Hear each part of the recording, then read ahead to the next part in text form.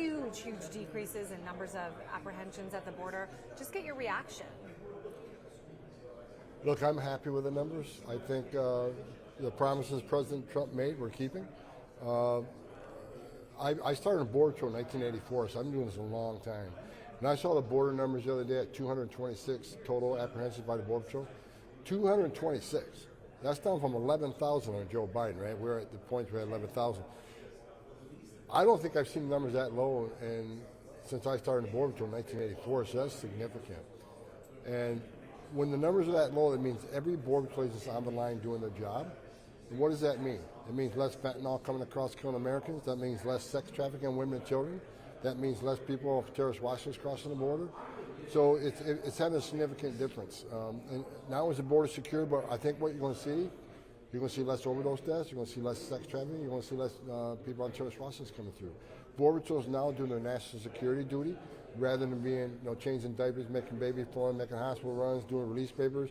Now they're actually securing the border, doing the job they should be doing. Let me ask you, I know when ICE, for the first several days, and this was very helpful to me, they were posting how many arrests, interior enforcement arrests were going on every day, and they stopped posting those numbers. Do you know why? I didn't know they did. Oh, okay. I mean, I talk about it every day. I looked at the numbers this morning. I think we're just below 18,000 arrests in the United States, which is, again, if you look at the numbers compared to a year ago in the Biden administration, we more than doubled the amount of illegal aliens arrested in this nation. We more than doubled the amount of criminal aliens we arrested, and we more than doubled the illegal and gang members in this.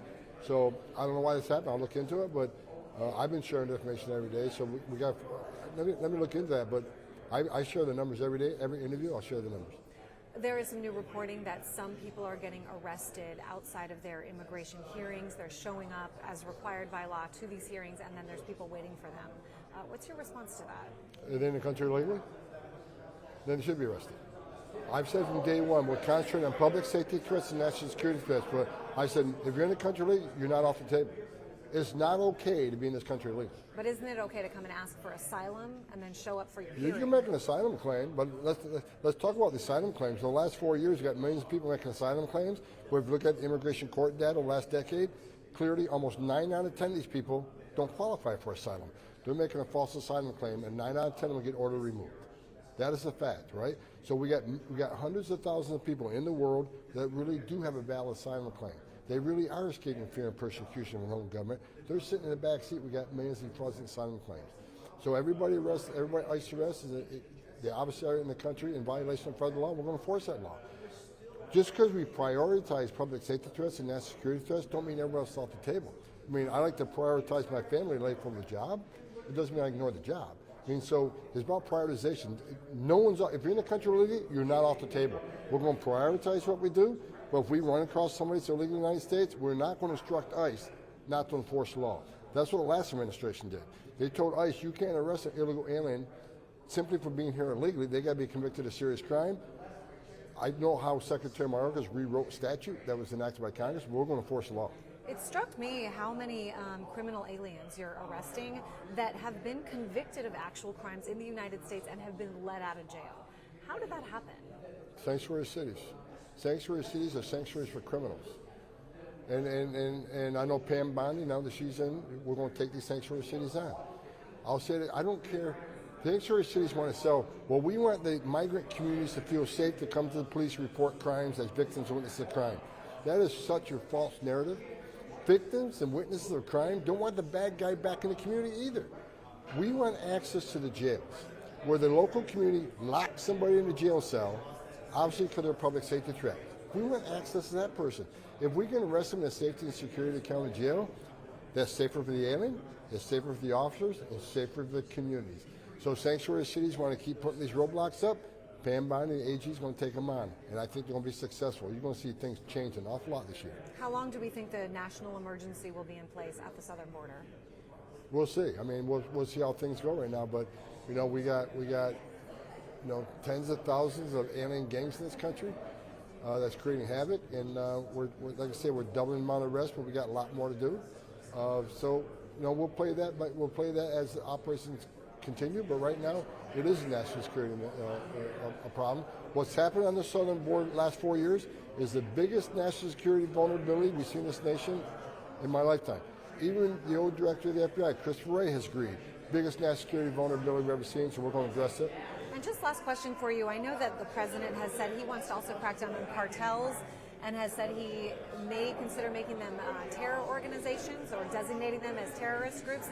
There is concern that if that happens, that people who they've trafficked in can then claim asylum. Nah, it's garbage. Because of that, It's garbage.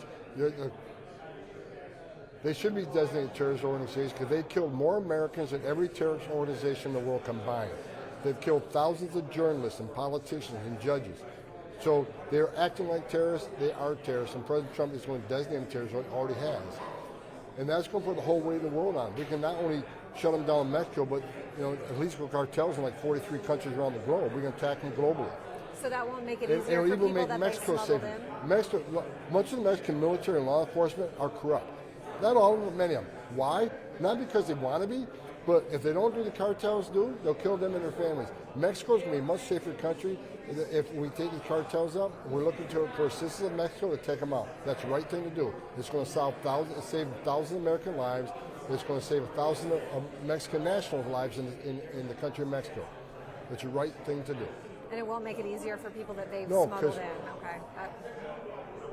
Political science is about escaping fear and persecution from your home government because of race, religion, political affiliation. This is about escaping gangs or violence. So there's no place that people think, you can claim political asylum now that your country has a terrorist organization acting with them. That's not what the asylum law says. So people say, well, it could happen that way.